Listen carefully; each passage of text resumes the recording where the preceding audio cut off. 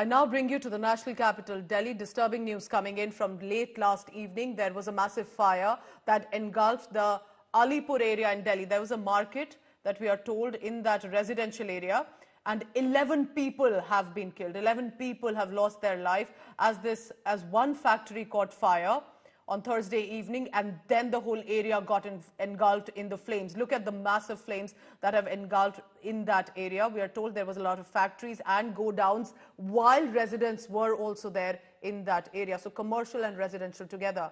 Now, among those admitted to the hospital receiving treatment, one is a police personnel who got grievous injuries during the rescue operation when he was attempting. An official from the Delhi Fire Service has said they received a call late last evening. 22 tenders were pressed into service. Fire was contained by around 9 p.m. The cooling off operation is presently underway, but as you can see from the videos, and the aftermath as well shows that the fire was massive and has led to a lot of damage of property and people as well. Huge flames were seen coming out from the factory area. There was an explosion, and nearby houses and shops also caught fire. The fire was preceded by that explosion in that factory. But what led to it? Can commercial and residential areas be together in a place like that with such narrow bylanes? Further investigation is on, we are told.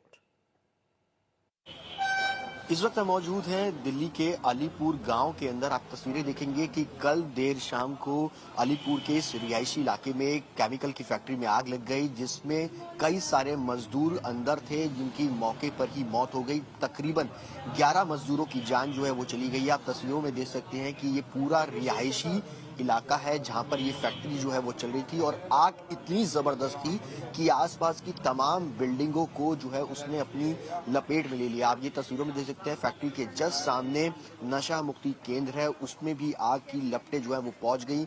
आनन फानन में जो लोग थे उनको बाहर जो है वो निकाला गया। आसपास की तमाम ये बिल्डिंग्स अगर आप देखेंगे उनमें भी आग जो है वो बढ़ती चली गई। यानी आग इतनी जबरदस्त थी, जिस बिल्डिंग में ये आग लगी उसके आसपास की तकरीबन 100-200 मीटर की जितनी भी बिल्डिंग्स थी उसको इस पूरी आग ने अपनी चपेट में ले लिया। लगभग 2 दर्जन से ज्यादा गाड़ियां फायर की यहाँ पर लगी, तब जाकर आग पर काबू पाने लगा। लेकिन जब पुलिस इन्वेस्टिगेशन हुई तब पता चला कि अंदर जितने भी मजदूर थे वो आग को बुझाने में लगे हुए थे। अचानक से ही केमिकल के जो ड्रम्स थे, आप तस्वीरों में देख सकते हैं, ये केमिकल्स के बड़े बड़े ड्रम्स हैं जिनके अंदर केमिकल जो है वो भरा हुआ था। उसमें अचानक से ब्लास्ट हुआ जिसमें कई सारे मजदूरों की जो है वो जान चली गई।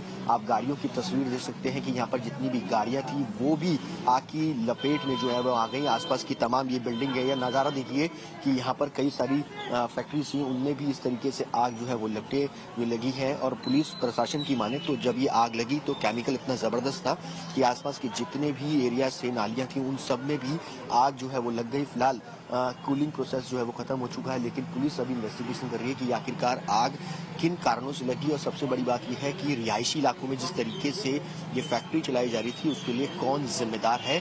क्या जिसके पास ये फैक्ट्री चला रहे थे क्या उसके पास लाइसेंस था, किस तरीके से फैक्ट्री जो है वो चला सकते हैं। मेरे पीछे आप ये तस्वीर देखेंगे, यही वो केमिकल की फैक्ट्री है जिसमें पेंट बनाने का काम होता था। कल तकरीबन 5:22 पर फायर को ये कॉल मिली कि एक केमिकल फैक्ट्री में आग लगी है। आनन फानन में फायर की टीम पहुंची।